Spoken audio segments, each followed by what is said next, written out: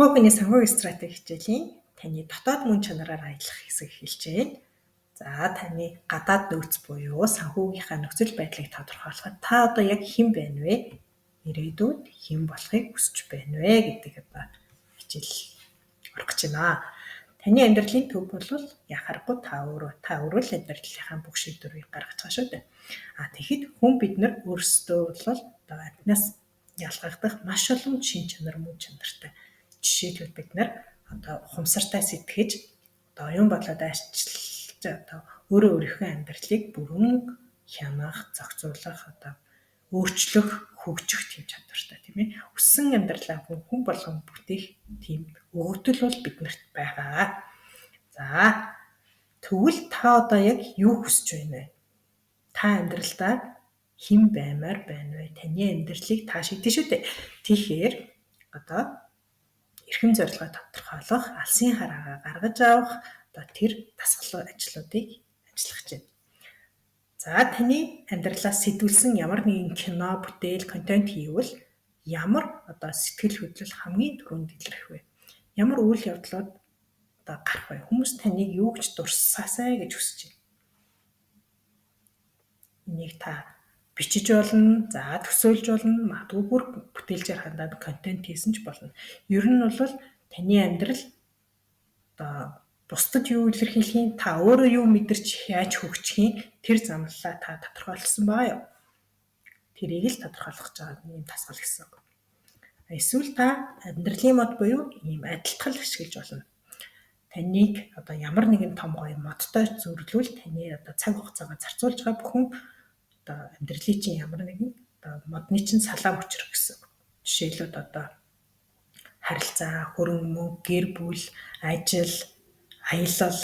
За ер нь ямар зүйлд та ирч хүч цаг хугацаагаа зарцуулж байна? Энэ бол таны одоо салаа мөчр буюу амьдралын чинь модны сахилгар байдлыг харуулж байгаа одоо тийм гоё мод байх нь шүү дээ. За ингээд амьдралын модоо зурж болно, төсөөлж болно. Эсвэл та өөртөө захаа бичиж болно. Ирээдүйн 10 жилийн дараах, ирээдүйн 5 жилийн дараах өөртөө захаа бичиж болно. Эсвэл магадгүй ирээдүйн 10 жилийн дараа та амьдралаа ямар болцсон байгааг төсөөлөд одоогийнхоо өөртөө захаа бичиж болно. Таны яг одоо хийж байгаа ямар үйлдэл чинь 10 жилийн дараах өөрт чинь нөлөөлсөн болох талаар ямар амжилт бүтээл гаргацсан, хөрөнгө мөнгө хоройтсон, юу хийж хэн байхын талаараа та төсөөлөд захаагаа бичиж болно гэсэн.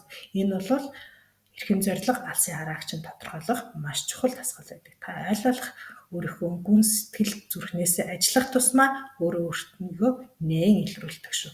Энэ бол хин нэгнээр хэлүүлээд ямар ширэггүй та яг бичиж байх үедээ л одоо яг энэ дасгалын утга учир одоо ач холбогдлыг мэдэх боломжтой дасгалууд байгаа. За оршуулгын илтгэл гэж бас асуу байна. Энэ болохоор амьдралыг одоо төгсгөлөөс нь эхлэх буюу таны амьдралын эцсийн мөчид хүмүүс таныг юу гэж дурсах вэ? Та юу хийж бүтээсэн одоо таны оршуулган дээр хэдэн хүн ирэх вэ? Хэр олон хүмүүс таныг юу гэж дурсах вэ? Та байхгүй ч гэсэн хүмүүс таныг одоо юу гэж дурсан санаасай гэж хүсэж байгаа талаараа одоо магадгүй бүр илтгэл бичиж болно гэсэн төсөөлөд одоо шийдэх нь байна. Амьдралынхаа зам мөрийг одоо юу гэж бүтээх юм. За дараагийн арга бол амьдралын аяллаа газрын зураг буюу та амьдралаа нэгэн одоо том газрын зураг дээр төрслөвл өмнө нь юу хийж бүтээж ирсэн, ирээдүйд юу хийж бүтээхийг газрын зураг дээр таймлан одоо тэмдэглэж болох нь. За миний хувьд бол 17-18 наснда одоо амьдралын график буюу одоо хэвтэ тэнхлэх цаг хугацаа, босоод тэнхлэх одоо хөрөнгө мөнгө амжилт бүтээлээ тэмдэглээд одоо ийм эрэлт нийлүүлэлтийн мөрөө гэдэг шиг ийм мөрөө бол тэмдэглэсэн байдаг. Тэрхүү дэвтрээ нэг 2-3 жилийн өмнө гаргаж ирээд одоо санаж байгаа юм л да. Хийцнээч мартцсан. Тэгээд харахад бол ерөнхийдөө бол ингээд цаг хугацааг нь харгалзуулахад бол миний амьдралын үнэлт бас л бараг л би өөрөө зурцсан. Одоо зургаараа одоо амьдарч байгаа юм байна. Та тэр зураг авах нь бол өөрөө зурчжтэй гэж бодоод юм сонирхолтой санагдчихсан. За тэгэхээр та энийг дүүцүүлээд ер нь бол яаж ч одоо тэмдэглэж одоо алсын хараа эрхэм зорилгоо тодорхойлох тийм аргачлалыг бол өөрөө зохиож хийж болно гэсэн үг. За та ямар зам мөр үлдээх вэ гэсэн одоо би хэдэн асуулт одоо бэлдсэн байгаа. Та үүнд хариулаад өөрийнхөө эрхэм зорилго алсын хараагаар одоо тодорхойлоход туслах байхаа гэж бодож байна. Би яаж хөгжих вэ? Өөртөө юу хийж бүтээхийг хүсэж байна? За хамгийн их аз жаргалыг мэдэрдэг үе чи юу вэ? Амьдралдаа өөртөө юу бүтээмээр байна? Амьдралынхаа туршид та хамгийн ихээр сэтгэл хангалуун байж чадах тэр зүйл чинь юу вэ? За өөрөөсөө гадна гэр бүл хайртай хүмүүстэй юу өгмөр байна? Ямар нөлөөтэй баймаар байна? За бүр цаашлаад нийгэмдээ энэ орчлон ертөнцид ямар үндсийн үлдээмээр байна? Юу хийж та өөрчлөхийг хүсэж байна? За эдгээр асуултуудад та хариулснаар амьдралын нөлөөллийн хүрээ буюу та өөрийгөө ойлгож хэр их нөлөөтэй одоо тийм үнцэнтэй хүн байхыгаа та өөрөө шийднэ гэсэн үг. За ингээ эрхэм зорилго гэдэг бол хүн өөрийнхөө амьдралд хамгийн их утга учир өгч одоо тодорхой чиглэл сонгож бүтээдэг ухамсарт сонголт буюу одоо таны шийдвэрийг тодорхойлсон тунхаглал. За тунхаглал гэхээр одоо маш богино байх нь тийм ээ. Түрүү магадгүй кино одоо захиач гэдэг юм уу. Асуултуудад хариулаад та нэгэн том дүр зургийг гаргачихж байгаа. Үүнийгээ бад заад цэгцлээд одоо тунхаглал байдлаар маш тийм богино өгүүлбэр болгох нь. За 1 2 за тийм өгүүлбэрийн хэмжээнд одоо та өөртөө чийжлэхэд амархан байдлаар тунхаглаж одоо авах нэ. Үүнийгээ та өөртөө жишээжлэн, шингээн, ер нь бол таныг тодорхойлох одоо тэр эрхэм зорилго чинь болно гэсэн үг. За эрхэм зорилго бол таны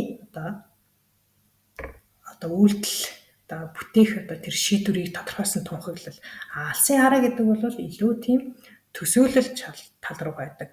Таны ирээдүйд хүрэхийг хүсэж буй хамгийн дээд түвшний зорилго. Одоо өөрөөр хэлбэл таны амьдралын төгс өдөр ямар байх вэ гэдээ одоо төсөөлөх нэ. За эрхэм зорилго алсын хараа хоёр бол бас жоохон ялгаатай. За эрхэм зорилго бол илүү тийм гол зорилго, үндсэн агуулга, таны үйл ажиллагааг чиглүүлж байгаа тэр одоо шийдвэрийг чинь илэрхийлэл байдаг. Алсын хараа бол одоо тэр эрхэм зорилгоо хэрэгжүүлээ явж байхад таны төгс өдөр хэр байх вэ гэдэг тийм төсөөлөл байдаг. За асуултын хувьд ч гэсэн эрхэм зорилго бол яагаад юуг гэж асуудаг бол алсын хараа болохоор хаана хэрхэн хинтээ та өглөөнөөс орой болтол юу хийж яах юм, юу хэрглэж яах юм гэдэг тийм илүү тийм төсөөлөл тал руугаа. За эрхэм зорилго утга учиртай хийж буй ажлыг чинь тайлбарлах шинжтэй байдаг бол алсын хараа тодорхой одоо хэмжих төвц дүрслэлтэй байдаг бах нэ. За ингээ алсын хараа тодорхойлох хэдэн асуултууд бас бэлдсэн байгаа.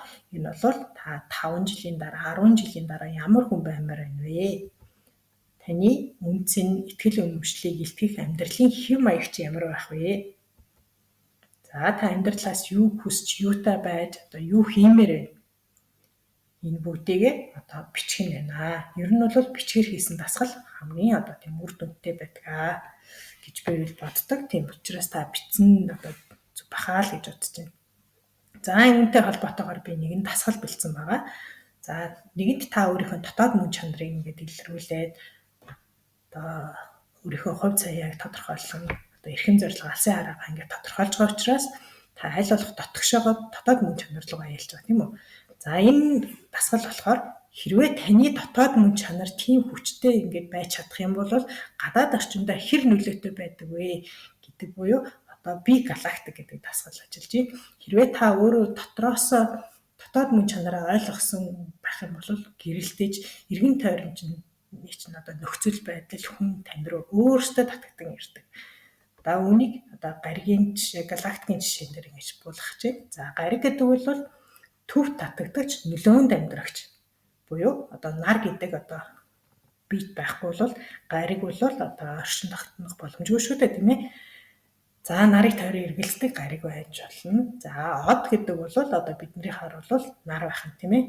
Одоо өөрөө гэрэлтэгч системийн төв асар олон одоо гаригийг өөрийнхөө одоо орбитэд нэгтгэн оршин тогтнох их үндэс одоо тэрийг нь амьдрах тэр эко орчныг бүрдүүлж өгж байгаа бит байх нь.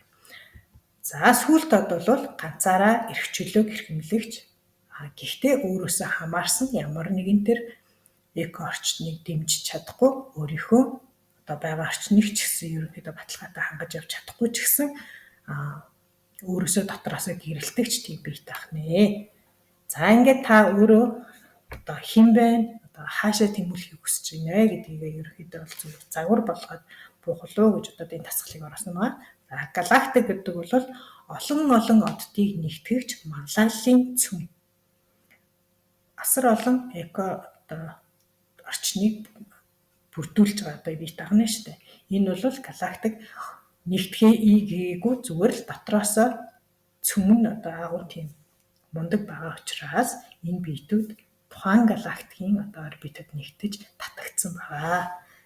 За ингээд даалгаварт бол та өөрийнхөө зорилго алсын хараагаа тодорхойлоод нөлөөллийн хүрээгээ илүү тийм өөртөө тийм тодорхой дүрсэлж харгаарай. Ингээд дараагийн хичээл дээр уулзцгаая.